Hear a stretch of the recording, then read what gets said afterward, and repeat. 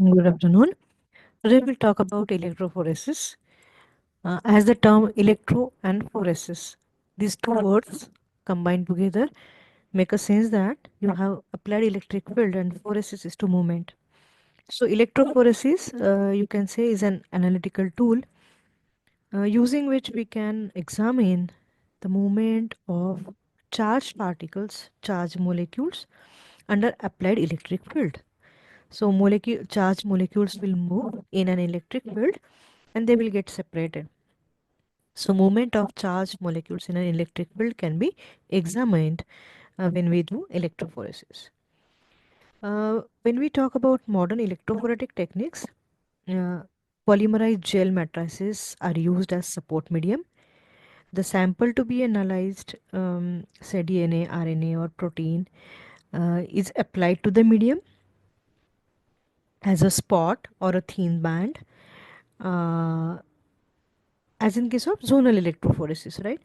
So you have the special uh, wells that are made into it. So that is nothing but a little furrow where you can load the sample. And once this gel is put under applied electric current and is immersed in buffer, buffer is the conducting medium. You can say something like mobile phase as in chromatography and solid phase as in chromatography. In that case we have support matrix, right? So similar support matrix is polymerized gel in electrophoresis, and the mobile phase is the buffer system, and the sample is loaded as a spot or a thin band, or it is loaded into a well is nothing but a furrow that is made using the combs while the gel is casted. How, that we will learn subsequently. But yes, you have to have a point where you can load the sample. So sample is loaded and electric current is applied, and the migration of molecules would occur under applied electric field. So molecule will move uh, towards the electrode which is opposite to its own charge, right? If the molecule is of positive charge, it will move towards negative electrode, and molecule like DNA who has negatively charged uh, net charge will move towards positive electrode. So the migration of molecules, when you say, uh, it is going to be influenced by the applied electric field. The rigid maze-like matrix of the gel support, again it is the porosity which is a concern. So the molecule has to migrate through the pores, the net mesh that is formed during polymerization of the gelling material. So that is, you get the gel casted, right? So gel matrix porosity is one of the important factors. Then the size, shape, net charge, and chemical composition of the molecule that is going to move under the applied field will decide its movement, or you can say its velocity. So electrophoresis is a method of choice for biochemists because it is relatively rapid and a convenient technique, and it is capable of analyzing and, you can say, purifying several different types of biomolecules. So may it be nucleic acids like DNA, RNA, or maybe proteins, DNA of various conformations like double stranded DNA, single stranded DNA, circular DNA, so on and so forth. The migration of these molecules, though it is DNA of same size, but because the shape is different, they will get separated when run under electrophoresis. Of course, electrophoretic movement of molecules in a gel support is going to be governed by the properties of the molecule itself and the properties of the system, that is the charge applied and the buffer composition. So electrophoresis, you can say, is a laboratory technique used for separating the biomolecules. Electric current is used to move the molecules through the gel or the matrix, and of course, based on the migration, the distance traveled by the molecule under applied electric field, you can find out the relative molecular size of the sample. So once you have a standard mix that is loaded in one of the gels, so as you can see in this diagram, this is the simple electrophoresis machine tool, I can say. So this is the tray in which you have casted this gel, right? In the gel, you see these dark uh, horizontal marks. So they are nothing but the wells, the furrows in which you have loaded the sample. And these are the electrodes. This is negative electrode, this is positive electrode, right? Assuming that we have loaded nucleic acid DNA as a sample in this, which is having net negative charge. So once the current is applied, it will move from negative electrode towards the positive electrode. Depending on the size, the molecules will be moving faster or slower. Bigger the molecule will move slowly, smaller the molecule will run fastest. That is how it will run and reach to the other end of the gel very quickly.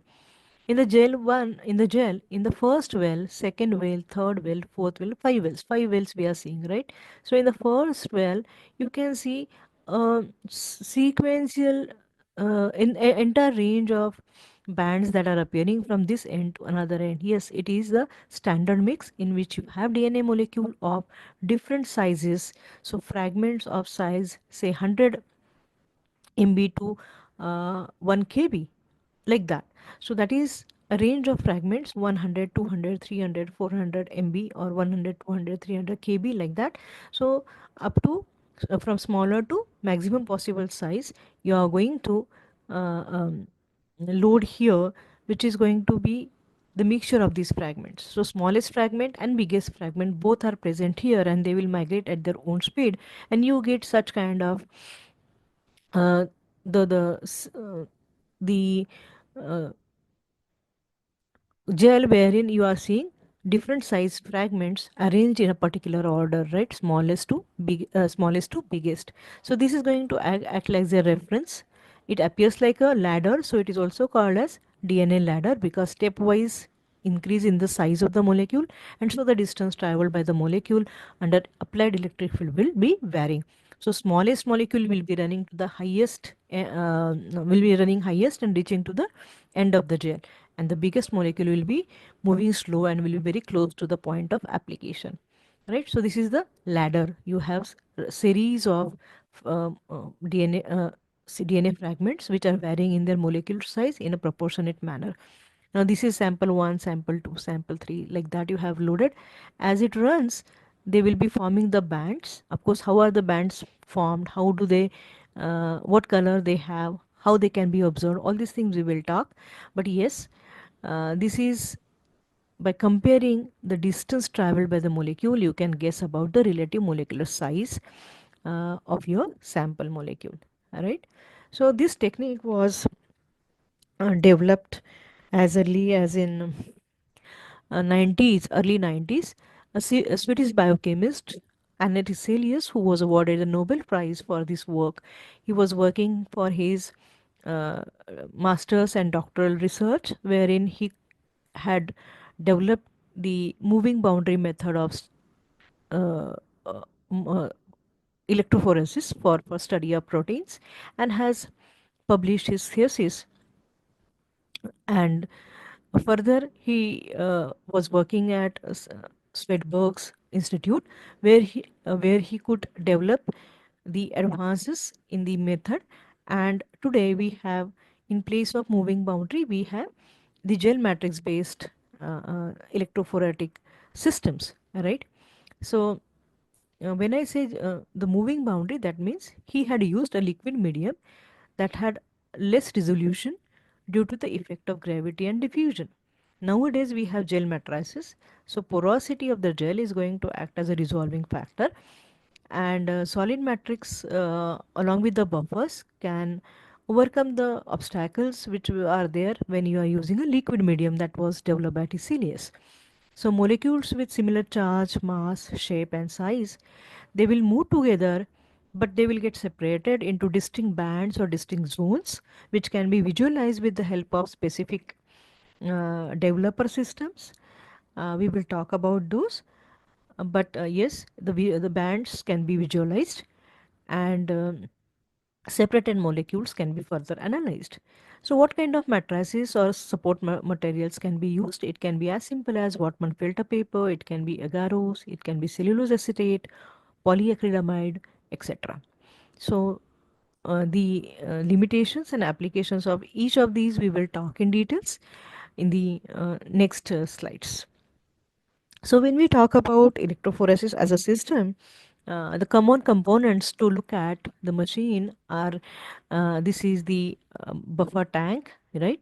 This side you have the comb which is inserted into it, and you are going, I mean, you can see that here is a flask through which the support matrix, which is in its liquid form, right, is getting poured. So as it sets, it will form a gel. So agarose, for example, 0.8 gram percent or 0.8 gram percent or 1 gram percent max. Of course, not used. 0.8 gram percent is commonly used for small DNA fragments. And say if you are isolating the DNA from E. coli and you want to separate it, you can use this. So agarose is suspended in buffer. It is boiled so that it goes into its liquid, I mean solubilized, and then you are going to pour it in the casting tray, and it is going to solidify, right, and form the gel. So in the electrophoretic apparatus, the key components are buffer, right? So your gel is going to be immersed in the buffer. So it is also called as submarine technique. It is like submarine, which is below the water, right? So in the sea. So your gel is s- immersed in the buffer. So it is um, submarine, that is what is the word used. So buffer is there, which is going to be important as a uh, as a system, or as a carrier for the current, and also is going to maintain the pH of the medium.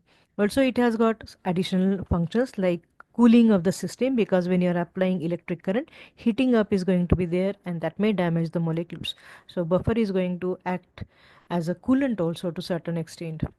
Then wicks, which connect the support media with the buffer to complete the circuit. Support medium, the gel matrices that we talked about, we will discuss about it in details in next some slides. Then cover, the cover will help to reduce the evaporation losses, and any contamination during the electrophoretic run can be minimized if your system is covered. Then power supply, yes, which is required to provide the desired current. And densitometer, the quantification of separated bands, and the gel dock system could be another thing that uh, you can see are the key components in the system, right? So let's talk about the principle of the method, that when you talk about movement of any particle under applied electric field, now here you can see this is the molecule which is having net positive charge, and so it is going to be moving towards oppositely charged electrode, right? So when this is happening, what are the factors which are going to govern the movement of this particle under applied electric field?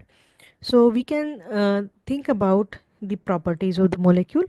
So the movement of charged molecule, when you say under applied electric field, can be mm, I mean is governed by the electric field, the net charge on the molecule, and the frictional force that it is going to experience. Right now, let's talk about each of these. But when I say these factors, that is electric field, the net charge on the molecule, the frictional coefficient, right?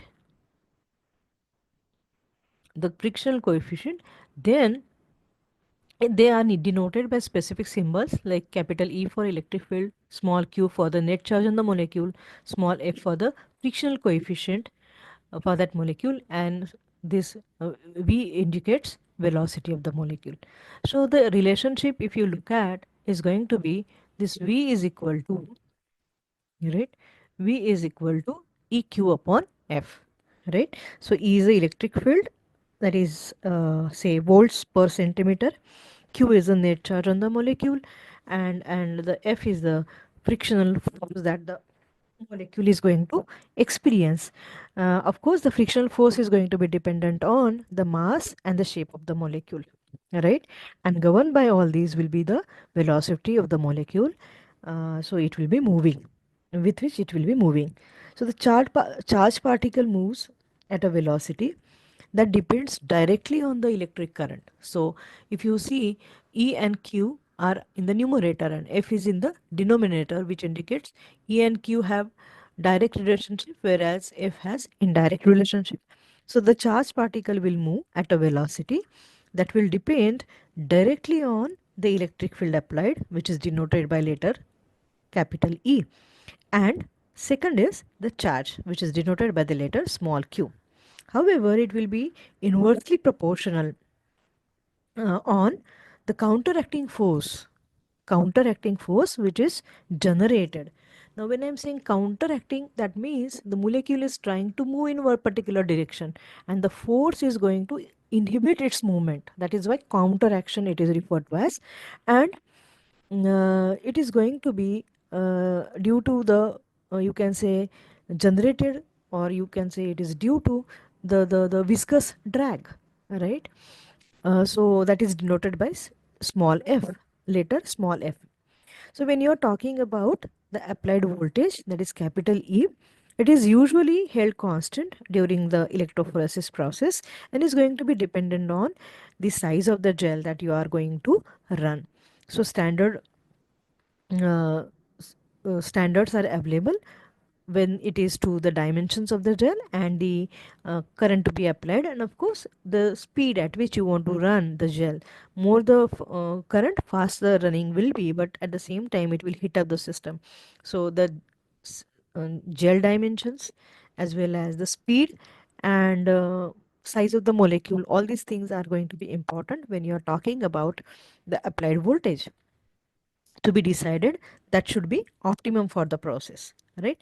So some experiments are run under conditions of constant current where the voltage changes with the resistance, or constant power where the product of voltage and current is there, right? So under constant voltage conditions, the movement of a charged molecule will depend on the ratio. So if I keep E constant, right? So what is the ratio? Q by F. That will decide the velocity. So when I keep the applied current constant, then the velocity of the molecule will depend only on the ratio Q upon F. For molecules of similar conformation, say you have the linear DNA fragments, right? Or you have spherical proteins. So in a given sample, you have only one type of those conformations, molecules with one type of conformation. Then F will vary, the friction will vary with size, but not the shape, right? So F will vary, the counteracting force will vary, the resistance will vary, the viscous drag that you call it as F will vary with size of the molecule, but not with the shape. Therefore, the only variable in the equation is Q, right? The net charge on the molecule, and mass dependence of F, the resistance, meaning that the conditions under such conditions, molecule will migrate in an electric field at a rate which is proportional to Q by F, that is charge to mass ratio. So in short, we can say that molecules when they are moving under applied electric current which is constant, then the mobility of the molecule will be governed by, or will be proportional to, their charge to mass ratio. What ratio? Charge to mass ratio. So the movement of a charged particle in an electric field is often defined as mobility, right? And it is shown as mu, right? Here I have written small v, but you will find that as mu, that is as a symbol for the mobility of the molecule under applied electric current. So mu is the velocity per unit of electric field. So when I say mu, which is equal to V upon E. So velocity upon applied electric field will give you this component, that is mobility. So if you want to rearrange this equation in terms of mobility rather than velocity, then it would be mu equal to V upon E, that is velocity upon E, right? So you can rearrange the equation for mu, that is mobility is equal to EQ upon EF. E is common, so mu is equal to Q upon F. So if the net charge Q on a molecule is known, then it should be possible to measure F, right? So of course, we can obtain the information about the hydrodynamic size and shape of the molecule by investigating the mobility, that is mu. So mu is equal to q upon f, right? So once this mobility is investigated, you can find about the hydrodynamic size and shape of the molecule also. So of course, when it is about uh, separating the molecules, it is especially useful for analysis of molecules having charge. That is what we are saying, right? So amino acids, peptides, proteins, nucleotides, nucleic acids, and other charged molecules can get separated. So now here in the slide you are seeing some more formula. Let's talk about those. So that is about again migration of an ion in electric field. As we have just talked, the migration is going to be talked in terms of velocity. It can be talked in terms of mobility. So mobility is denoted by small mu, and velocity is denoted by small v. So the formula that is v is equal to e q upon f. That is what we talked. Similarly, mobility is equal to q upon f. That is what you can talk. So it in terms of.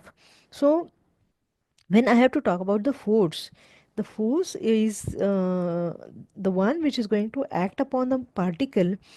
Of course, is going to be dependent on the net charge density, right? So whatever the net charge density is that of the molecule, of course the strength of the field that is applied under which the molecule is migrating.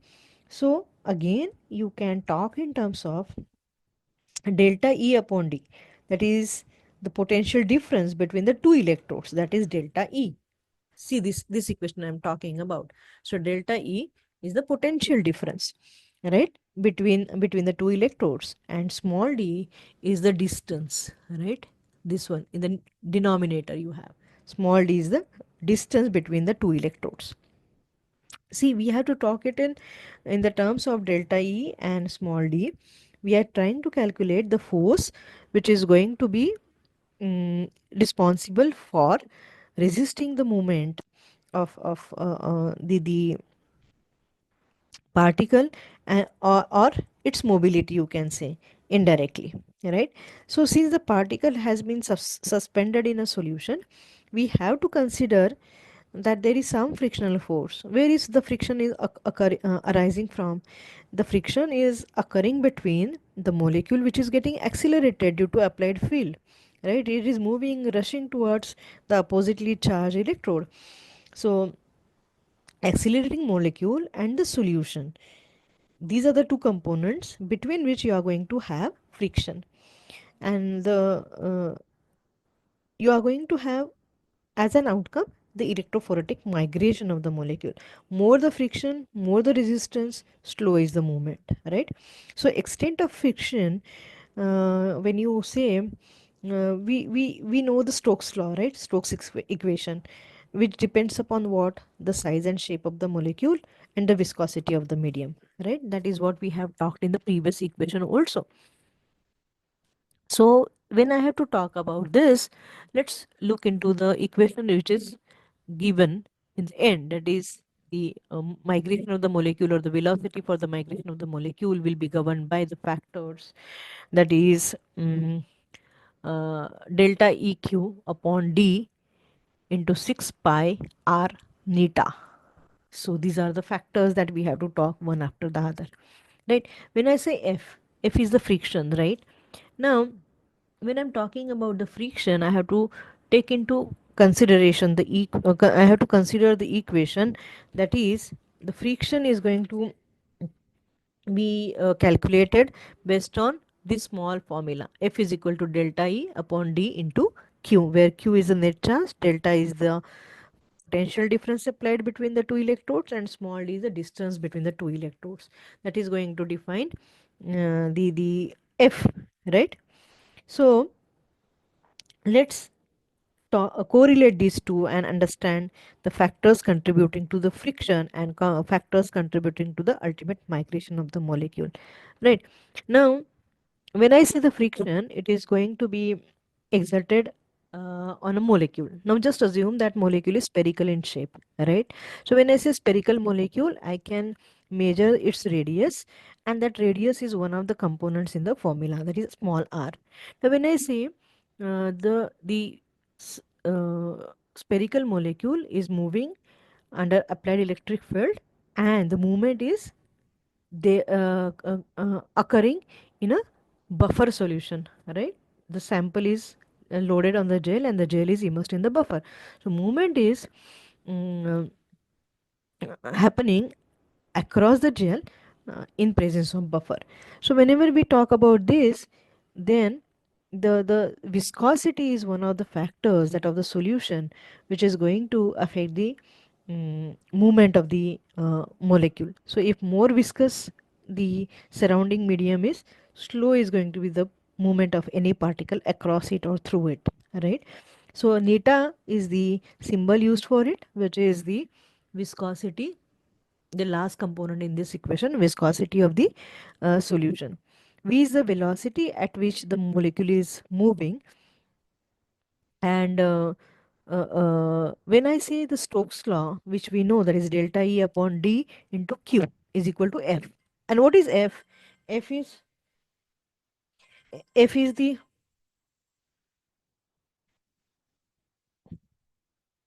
sir, I'm in a lecture. I'll get back to you afterwards.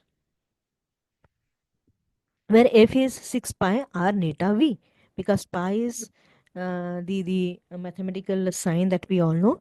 R is the radius, neta is the viscosity, and v is the velocity.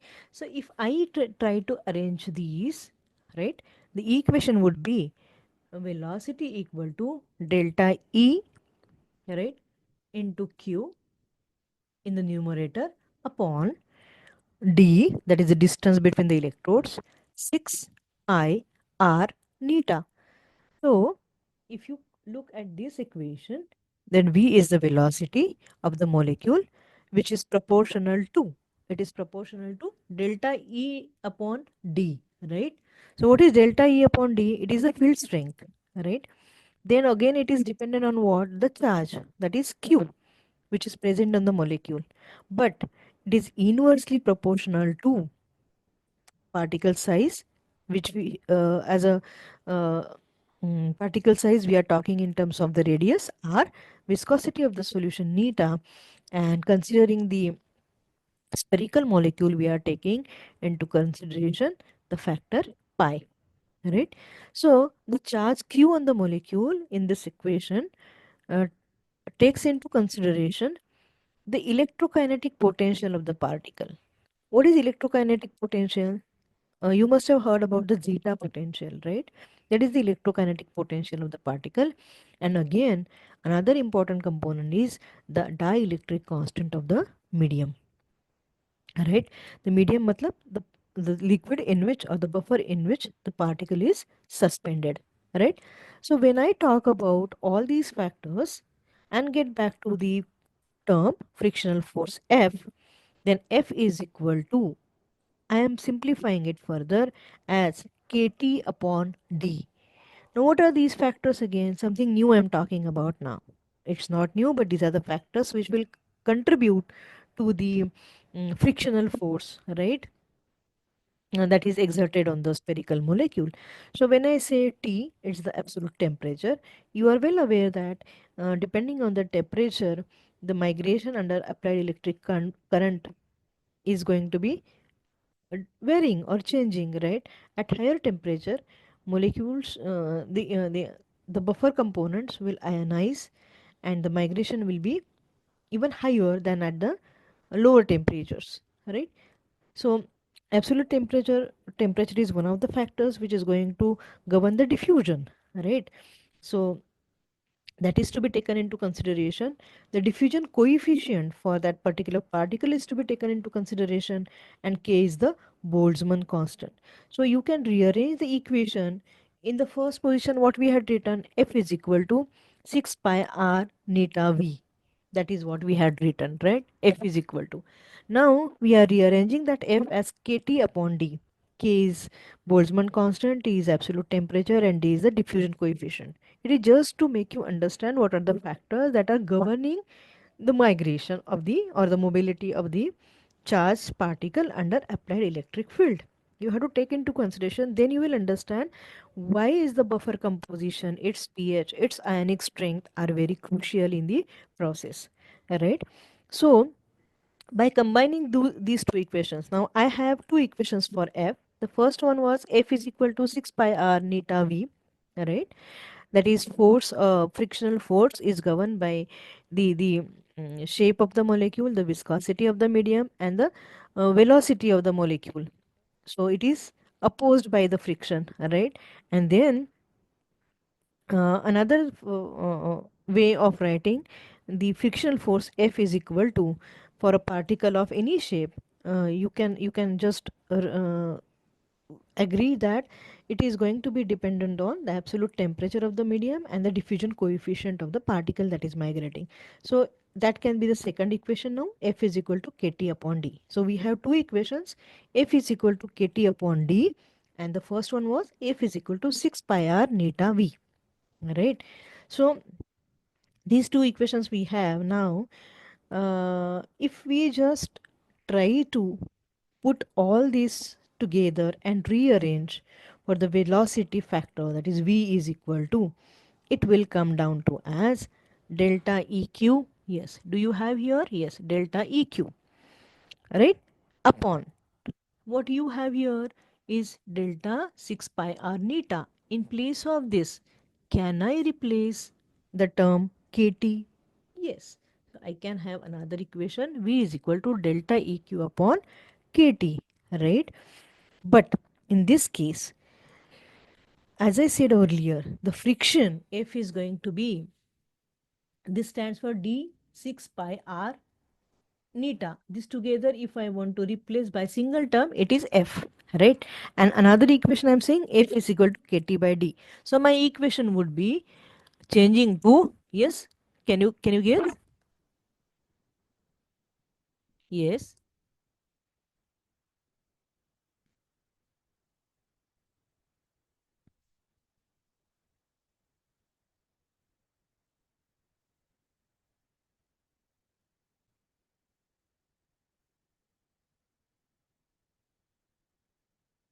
right? Upon F, is it? And this time F is equal to, I'm writing kt upon d. So my equation now is equal to,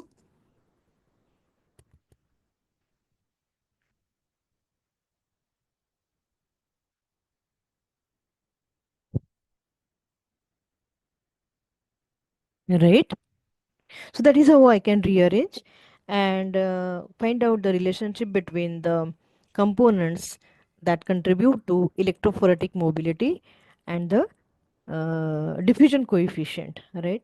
Of course, the diffusion coefficient is going to be dependent on the shape and size of the particle. So the relationship would be useful when we discuss high voltage electrophoresis. So when it comes to the factors which contribute to the migration or the mobility of the molecule under charge, applied charge, then you have to think about all these factors, right? Now let's go to the next slide and talk in details about each of them. Right, when I say buffer, so buffer is going to function like a medium that will carry the current and of course maintain the pH of the medium, which is very essential, especially in case of biomolecules. The pH is going to be a crucial factor. Now when I say conduction of current, then optimum ionic strength of the buffer is necessary, because the ions are those which are going to carry the conduct or carry the current, right, or conduct the current, right? So concentration of these ions will decide the rate of conduction of current. If they are very high, then maybe the current carried by the buffer ions will increase, but it will slow down the sample migration. So more the number of ions, more is the conductivity, but at the same time, more is the viscosity. So slowing down of the migration of the molecules, sample molecules, right? Of course, heating is another thing which is going to lead to increased diffusion of the sample analytes. So the bands will not be precise compact bands, but they will be diffuse bands. So low ionic strength of the buffer, is it okay? No, because it is going to affect the resolution, because it will reduce the overall conduction current that is flowing through it, flowing through the medium. So you have to optimize the ionic strength of the buffer that you are using, right? So when we are talking about the buffer system, um, maintenance of pH is one, right? But the electrophoretic mobility of the sample is going to be governed by the buffer in various ways. So composition of the buffer is one, ionic strength of the buffer is the one, and pH is the third factor. Let's talk one by one. When I say composition, then let's talk about the commonly used buffers. So say you have tris buffer, you have barbitone buffer, you have citrate buffer, phosphate buffer, right? Or EDTA buffer. So the choice of the buffer will depend upon the type of the sample that is going to be electrophoresed, right? There is no single buffer or universal buffer as such, but it is going to be dependent on what material you want to run under electrophoresis. The buffer is going to affect the electrophoretic mobility of the analyte, right? So if it is able to bind to components of the sample being separated, then again it will be a big challenge, right? Interaction between the analyte and the buffer components will hinder the movement. So you should have the buffer that will help the movement of the analyte, but it should not hinder the movement. It should not interact with the analyte, right? Now, is it really going to happen? Yes, there is a report that is as early as in 1966. Ken et al. They had reported in the Journal of Biochemistry that is artifact that had arose due to interaction between the pure albumin that was getting separated or that was electrophoresed and the buffer that was used that is having borate. So borate containing buffer and pure albumin, electrophoresis of albumin using a buffer having borate is going to be a challenge, right?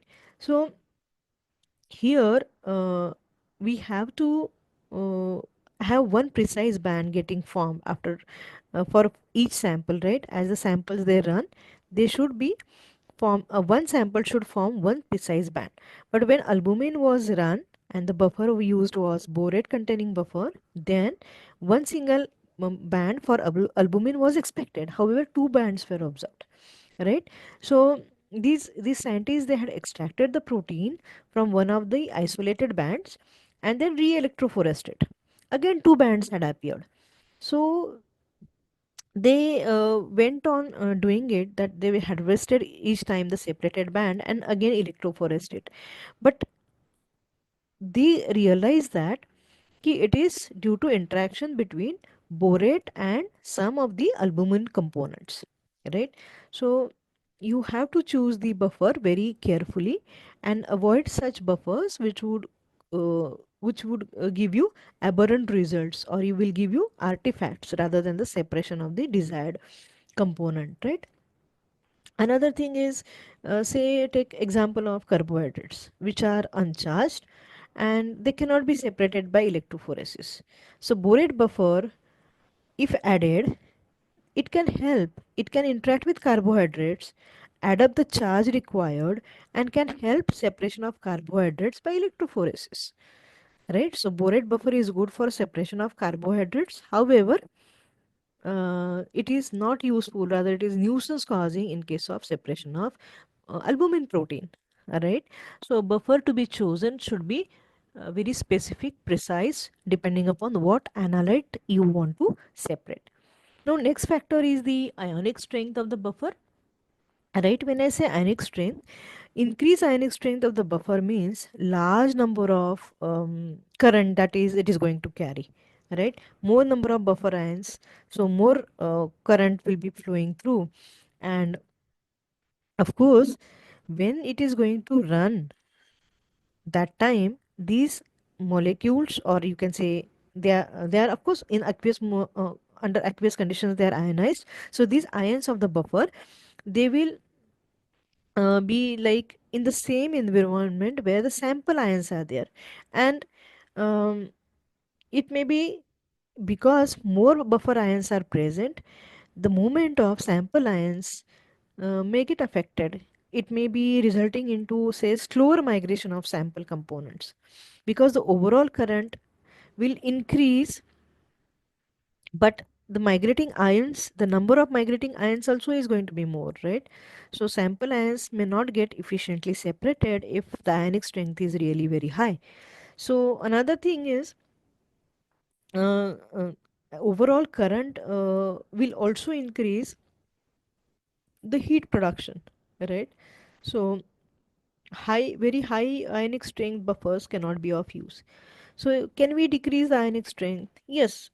Of course, if current to be efficiently conducted, however, mm, however, it should not be as less as it would hinder. I'm sorry. It should be enough to allow the migration of these sample ions, and uh, it should be like uh, the adjusted to the concentration that current flow is adequate. But if it is low, then the heat formed or produced generated also will be low, but migration also will be low. And in low ionic string buffers, the diffusion, uh,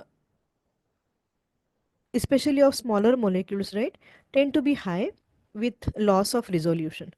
So these are the factors, physical factors and chemical factors are collectively working on the migration of the analyte, are contributing to the migration of the analyte. So the ionic strength should be adjusted such that it should not create a viscous solution, it should not generate very high amount of heat, it should be just adequate to allow the faster separation without hindrance, right? So chosen ionic strength of the buffer uh, is to be optimized, right?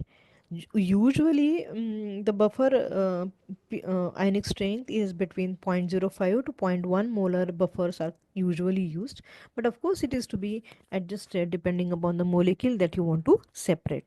And the last and the third component when we talk about buffers is the pH, right? pH is the one factor that is going to determine the degree of ionization of organic compounds, and also is going to affect the rate of migration of these compounds, right? Because the net charge on the molecule will be dependent on the pH of the solution in which it is suspended. So increase in the pH will increase ionization of organic acids, and if you decrease the pH, then it will increase the ionization of bases. So increase in pH will increase ionization of organic acid, and decrease in pH will increase ionization of organic bases. But in case of molecules like proteins, or we have the ampholytes like say amino acids, we have both acidic and basic properties, right? So both are going to get affected because of the pH, right? So the direction and the extent of migration of ampholytes are going to be pH dependent. And so mm, if the ampholyte the amino acid, for example, in your sample is negatively charged, and then the pH is such that it will ionize it, and uh, acidic will be getting ionized, and similarly the basic amino acid component, right, that also, that is amino group, that also is going to get ionized. And so migration will be uh, happening in either direction, negative pole as well as positive pole, and the effective migration will decide the separation of the analytes. So pH must be very carefully chosen. So when we are talking about buffer, these are the important factors to be talked about when mm, we are choosing a system, a buffer system, especially for separation of analytes. Right now, next is mm, the support matrices, support media. Right.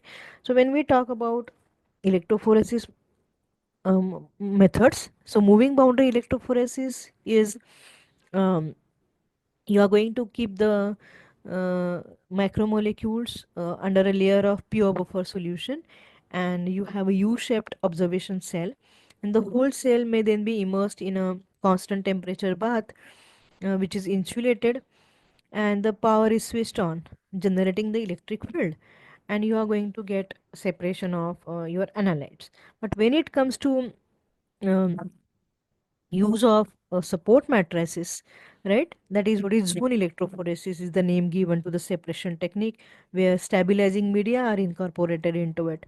So these are the electrophoretic systems with stabilized media, right? The benefit is that the analytical tool that is using stabilized media, you can like use it even if the sample quantity is very less, right? Because the sample that you are going to apply it onto the gel system will going to remain in localized area. So microliters of sample are quite efficient and sufficient, I would say, for complete electrophoretic separation. That cannot be a case when you're talking about moving boundary electrophoresis, right? Because you're putting the entire sample into the solutions, the buffer solution, right?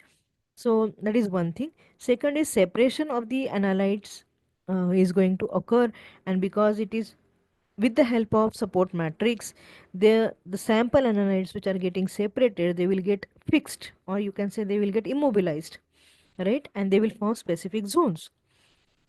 So that is the another advantage, that when you are using support matrix in zone electrophoresis, that is what we call it. So agar, starch, polyacrylamide, these gelling materials can be used. You are going to be useful in terms that is handling is easy. Second is the quantity of sample required is few microliters. Third is separated analytes are going to get immobilized and fixed and will form specific precise zones, right? You can extract your analyte from the zones by extracting that particular zone from the gel. So lot many advantages are there when you talk about zone electrophoresis, right? So of course, to visualize these, you have to uh, uh, add some visualizing agents. So, of course, it can be some staining agent, it can be enzymatic reaction, or they can be visualized with the help of UV ray. We will talk about that, right? But when it comes to materials that are used for zone electrophoresis, what are they? So, first you can say is paper electrophoresis. Yes, what one paper can be used as the support matrix for electrophoresis, right? So that is one thing. Then you have to talk about the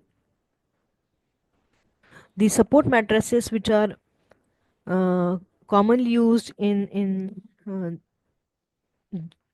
in gels for, say, DNA, or gels for protein. We know they are agarose and polyacrylamide gel, right? So when I say polyacrylamide gel here, polymerization of acrylamide, right, is going to be very useful, because it has got certain advantages, certain positive features in electrophoresis.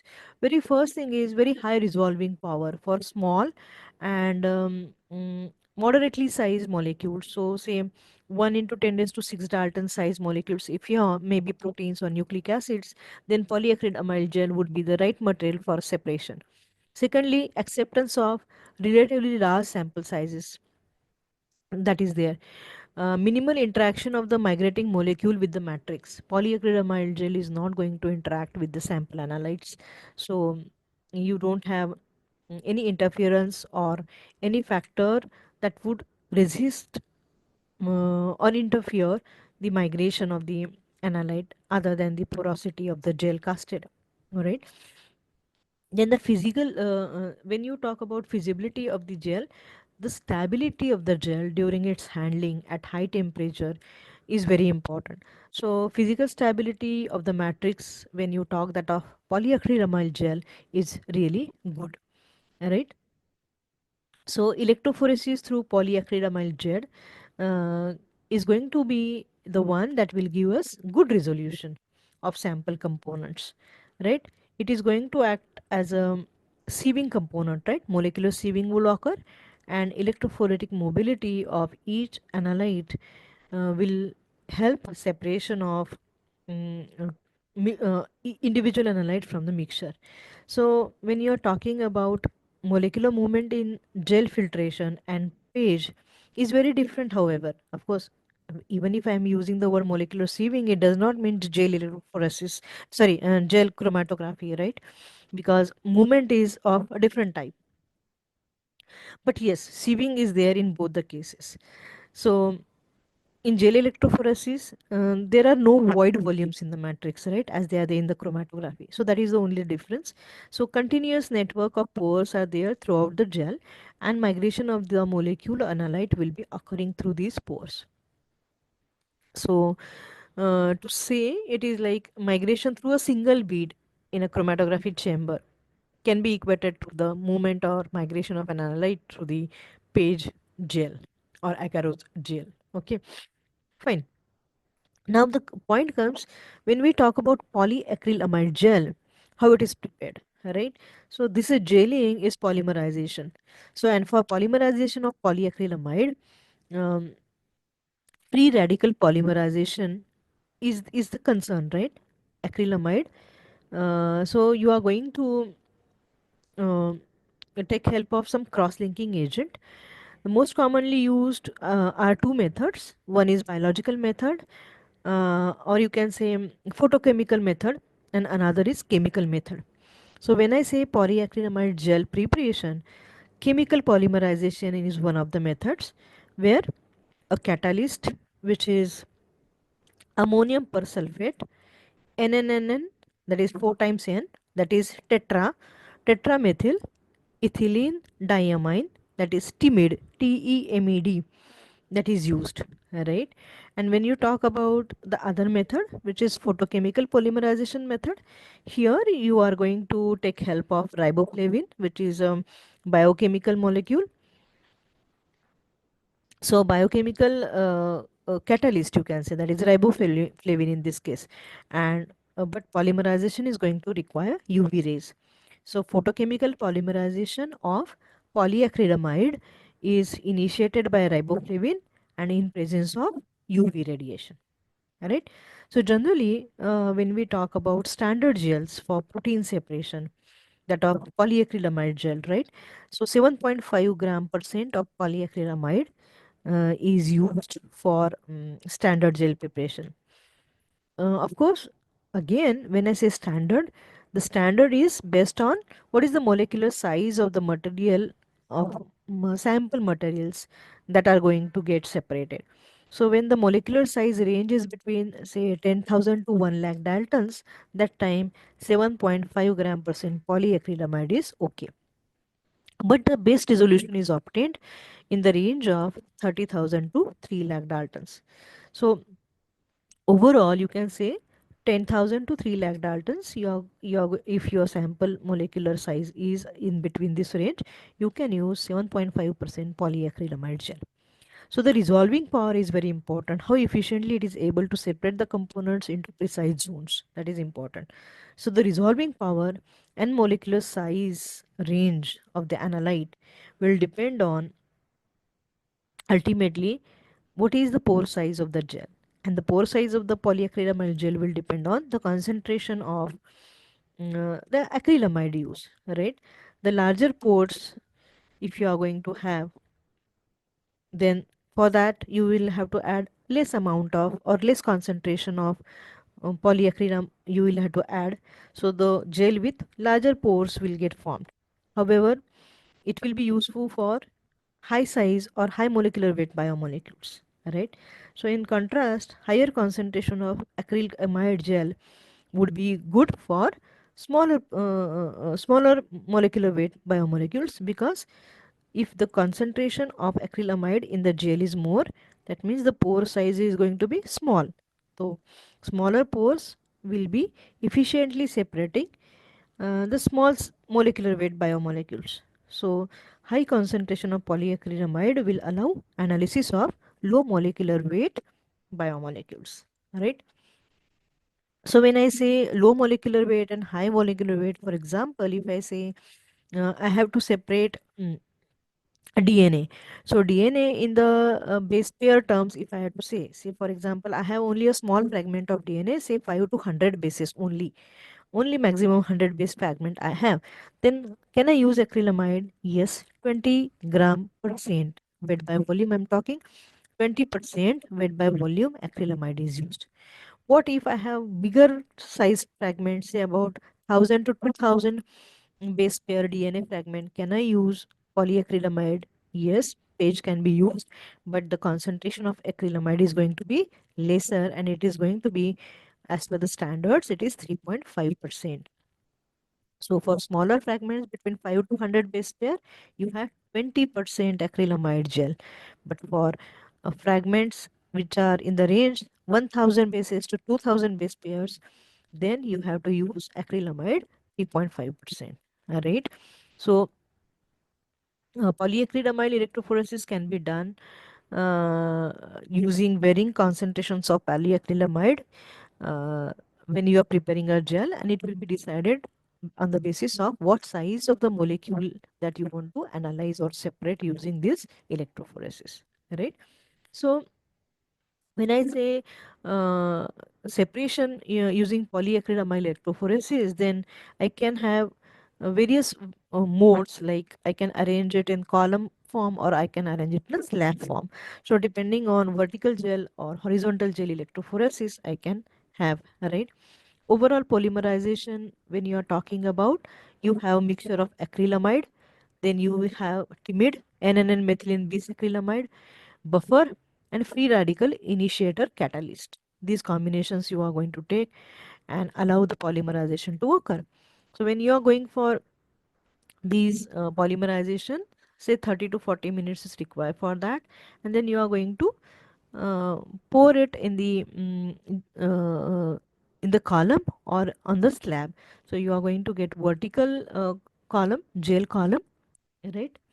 Or you can have a horizontal gel slab, and then you are going to connect it to the reservoir to which cathode and anode are attached, and electrophoresis will be carried out at particular pH and uh, buffer of particular pH and ionic strength, right? So when we talk about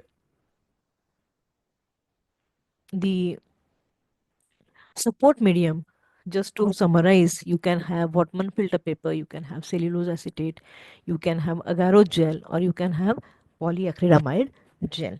Now when I'm saying polyacrylamide gel, we have talked about the two different types of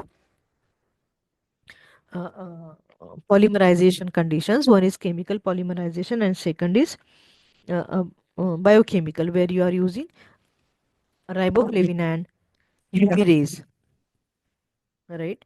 So of course the advances in the technique when you are talking page are continuous gel, horizontal gel, vertical gel, then discontinuous gel. Then further variant is sodium dodosyl sulfate polyacrylamide gel electrophoresis, that is SDS page, that you must have heard about. We'll we'll talk about these in details in the next lectures. Now another thing is use of agaros, right? So agarose gel electrophoresis, when we are talking about, then we are using it for separation of nucleic acids, say about 350,000 Dalton, 500 base pair molecular size, etc.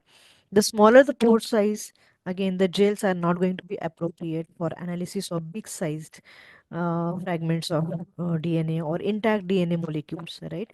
So standard methods which are used to characterize RNA and DNA in the range of 200 bases to 50,000 bases, I should say base pairs, right? So 2 kilo base pair to 50 kilo base pair in electrophoresis, when you are separating, you can do with agarose support medium. So agarose, of course, as you know, is obtained from a seaweed. It is a linear polymer of galactopyranose derivatives.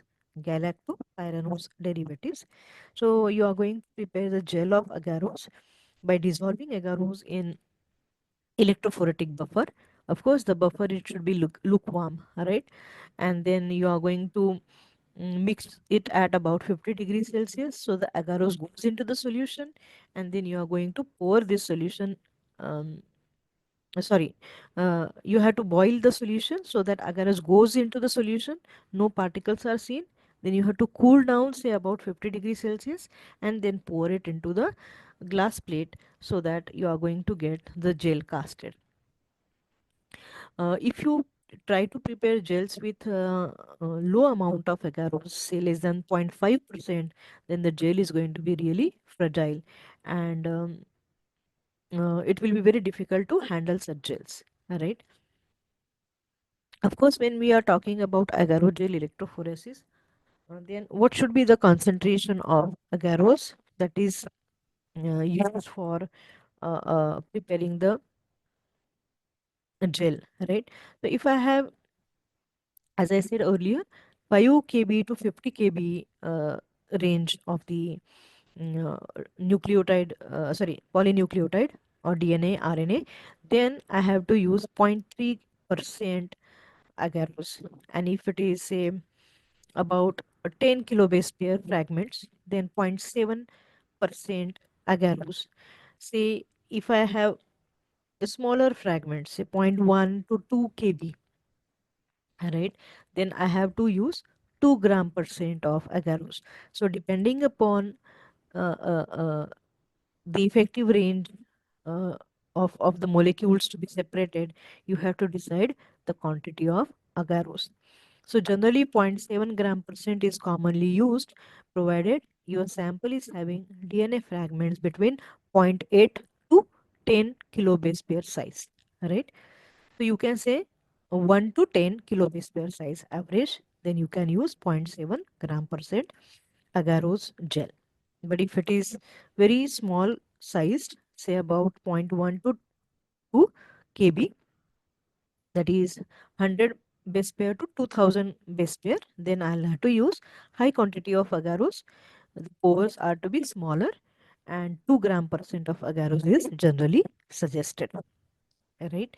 So this is how the different matrices or materials or support systems it can be used for uh, electrophoresis. Right. Now next comes detection and analysis of the gel materials. So that will be discussed in details in the next lecture. However, just to take an overview, imagine I have casted the gel.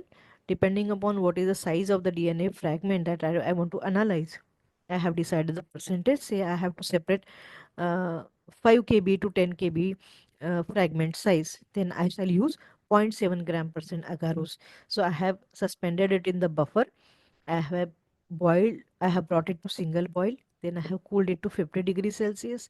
I have poured it in the casting tray. The gel is set. Of course, while setting the gel, I have to insert the combs in such a way that I'll get formation of wells at one end of the gel, right? So the uh, gel is ready. It is allowed to set, right? So once it is set, you can remove the comb, and then you can immerse it in the buffer system and load the sample into it in the appropriate wells. In the first well, as we have seen, we are going to have the ladder, and which is going to act as a standard or the reference, right? And then the subsequent wells we are going to load the samples, sample 1, sample 2, sample 3, like that. And then I'm going to allow it to run for a specific time. The time set, of course, is going to dependent on the voltage applied and the size or the dimensions of the gel, right? So we want the sample to run from this end to the other end of the gel, but it should not be excessively, so that it should not move out of the gel and go into the buffer, right? So you have to add a tracking buffer, a tracking die into the system, which will decide or which will tell you the moving front of the gel, right? So you will get to know uh, the distance migrated by the analytes. So the tracking die is one, and then once you have run the electrophoresis, you want to visualize the bands, separated zones, then you will have to remove that gel and observe it under uh, UV. But for that, you have to add specific staining reagents that will interact selectively with the analyte. Right.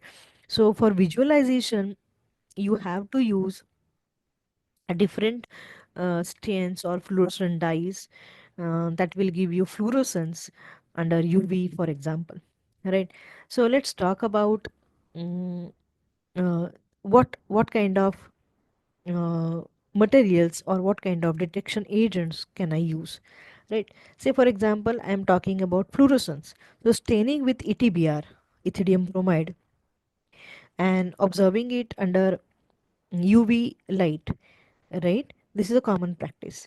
So when your gel is stained with ETBr and subsequently you are visualizing it, your electrophotogram under UV light, what will happen? The DNA and RNA is going to fluoresce because the ETBr is the intercalating agent and that will get intercalated in the DNA or RNA molecule that is between the nitrogenous bases, and it will give the fluorescence. So it will be easy to detect the point or the zone where DNA or RNA is present, right? So ETBr is one of the agents which is going to stain the gel, and the working principle is fluorescence, right? Similarly, you can use fluorosamine, that as a stain for detecting amino acids or amino acid derivatives, peptides, proteins. So that can be used when you're talking about a fluorescence based detection of amino acids or proteins. So fluorosamine is one, and in case of nucleic acids you have ETBr, right? Now when we talk about ultraviolet detection of these fluorescent dyes, we take help of ultraviolet light, right? But if we want to use ultraviolet light alone and you don't want any staining agent, because we want to uh, retain the molecule in its native structure, we don't want any intercalating molecule getting attached to it, right? Then just absorption of UV rays can be one of the methods. So protein, peptides, and nucleic acids, they absorb in the range of 260 to 280 nanometers, right? So presence of these can be detected using UV light. Presence of nucleic acids and peptides and proteins can be detected using absorption of UV light in the range 260 to 280 nanometers. So in the electrophoretogram, you can take help of only UV light and no staining agent. Okay, now anything else? Yes, staining with different dyes can be another way, another approach for detecting different components, right?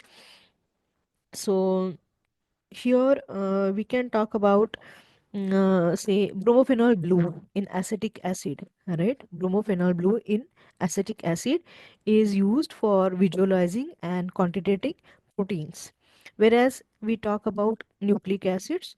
So toluidine blue or say methylene blue are used for visualizing nucleic acids. Methylene blue is used for RNA, whereas methylene green pyronine is used for DNA. So DNA blue, RNA red, and that is how you can detect them by staining with it. So you have toluidine blue, you have pyronine, you have methylene blue, and again, as I said earlier, uh, these are non-fluorescent ones I'm talking about, right? So under visual staining, you can say you can visualize those by staining with these staining dyes. Further detection of if you talk about the samples like enzymes, right? So if the component to be separated is an enzyme, then can we visualize it? How can we visualize it? Are there any special staining techniques, right? So a paper strip of the same size as electrophotogram is taken. It is impregnated with the substrate for the enzyme, the desired enzyme that you are trying to separate and analyze, and then of course the substrate you need to modify it in such a way that it should become colored when it reacts with the enzyme, right? So the paper strip is now then placed next to the electrophotogram, and then it is immersed in the buffer. So after particular time, the two sheets are separated. The sheet that is gel sheet and the paper sheet on which you had impregnated the substrate. They are separated, and the color spots on the paper can be on the paper strip can be observed, which will indicate position of the enzyme, because at that particular place the enzyme is present. It has reacted with the substrate at the point where color component has shown the product form and the color developed. So this is also done, that is detection of enzymes in situ, right? Of course, quantitative estimation is another part that we will talk in the next lectures. So overall, when we talk about electrophoresis, these are the introductory points, right from the principle to the materials that are used for electrophoresis. In next lectures, we will talk about native gel agarose electrophoresis and then polyacrylamide gel electrophoresis SDS page in details.